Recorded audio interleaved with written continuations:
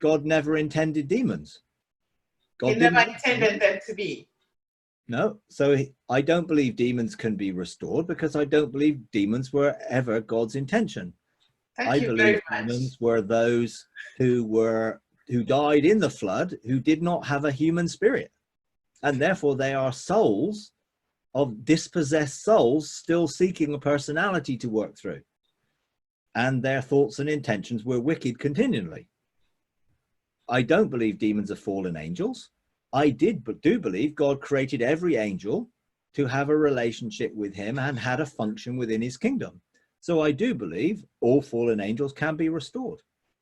And I have engaged them and seen some restored. So I've got testimony of that. I have not and have no intention of engaging a demon to restore it, because I don't believe God ever intended it or made it. Now, there are people, and in the Kabbalah and in the writing, it actually says that we can actually create spiritual entities, whether temporary energy beings or permanent demons, and multiply them. Now, personally, I don't want to do that. So I have no interest in finding out how to do it, because I don't want to do it. I know when Ian Clayton was here in 2012, he taught a session on that. You know, and so whether he still believes that, I don't know. He did then.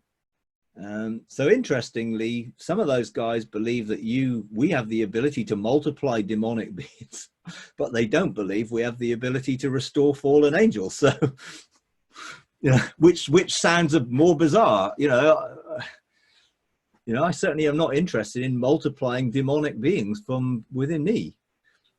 I'd much rather see things restored than negative things. So yeah, it's an interesting question.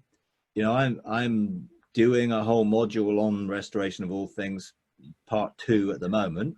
Yeah. Looking at things. I do cover it in the Vision Destiny series quite a bit, because God took me on a journey to show me how to see something restored.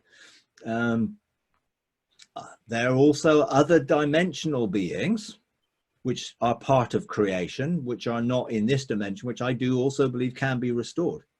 But it's all to do with our sonship. And it's our sonship being restored first to set creation free, because it says creation is longing for the revealing of the sons of God. Yeah. And it also says creation is groaning, and it says that creation will be set free into the freedom of the glory of the children of God. Creation. So that means everything that God created, which I believe is what the all things is referring to. Everything that God created will be restored back to his original intention for it. Therefore, did he have an intention for an angel? Yes, then I believe that angel can be restored back to that original intention. And I do believe it's our responsibility to judge angels and therefore have responsibility in that role. I wouldn't encourage anyone to go jumping in trying to do it without a very clear mandate and the wisdom and the insight to be able to do it. It took me 3 years of prompting by God to do it. And in the end, he had to take me. And, you know, even last year, you can see my journey through the Vision Destiny series of the original thing when he said, you can deal with this fallen angel. And I'm like, yeah, but I didn't really want to. So I just left it. And then I talked to Nancy, and I had an engagement. I talked to Nancy about it, and I was like, okay, maybe I'm not so off beam here, perhaps. And then 2 more times he sort of said, well, now you can deal with this. And in the end, he said, now I'm going to take you.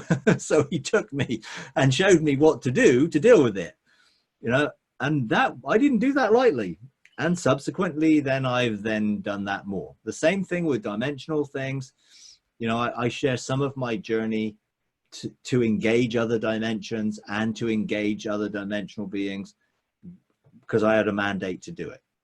You know, I would not be encouraging anyone to go and try and do these things. So if God says so, great. If not, don't Don't go and jump into these things and get yourself in hot water.